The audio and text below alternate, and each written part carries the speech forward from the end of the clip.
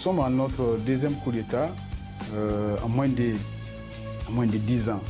Janvier 2012, qu'est-ce qui s'est passé? C'est le début de la rébellion et puis la rébellion aussi qui a amené avec elle l'installation des terroristes sur le territoire malien. En avril et mai 2020, c'était des élections législatives et ces élections législatives ont débouché justement sur des manifestations contestant les résultats des élections. À la suite de ça, les militaires qui sont actuellement au pouvoir sont venus à la rescousse des manifestants pour mettre fin au régime. C'est ce qui ne plaît pas réellement à la France parce que les choses changent. Parce que pendant longtemps, il me semble que les Français ont été habitués à ce qu'ils viennent dicter des choses en Afrique et que les Africains les exécutent. Mali ne voudrait plus accepter un diktat qui vient de la France concernant la gestion de ses affaires internes.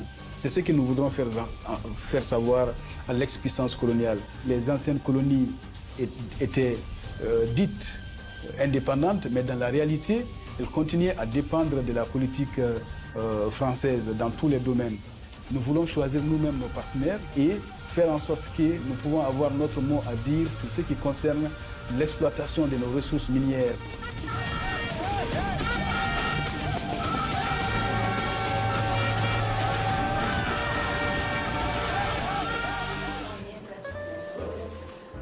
Aujourd'hui, nous sommes en train d'adopter notre nouvelle constitution.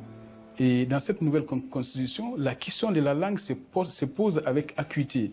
Parce que, par exemple, prégnante, François qui est officiel, non, beaucoup de chiens, mi boudim prégnante, adin iznache national Yizukov, kak officiel.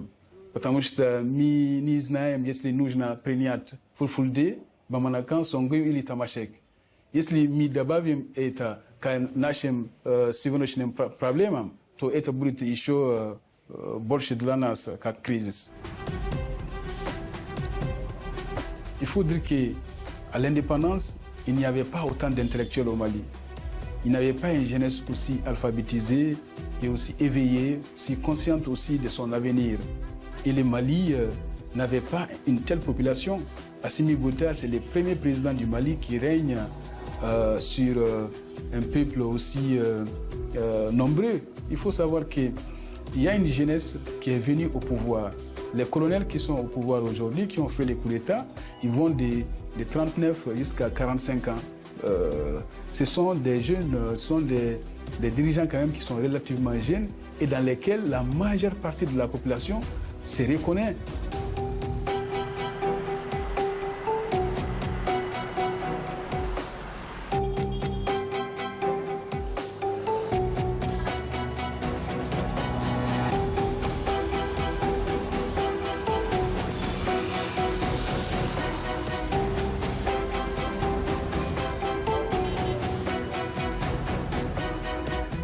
Ce n'était pas le cas, ça c'est de un. De deux aussi, à l'indépendance, il y avait deux blocs, c'est-à-dire le bloc soviétique et puis le bloc occidental.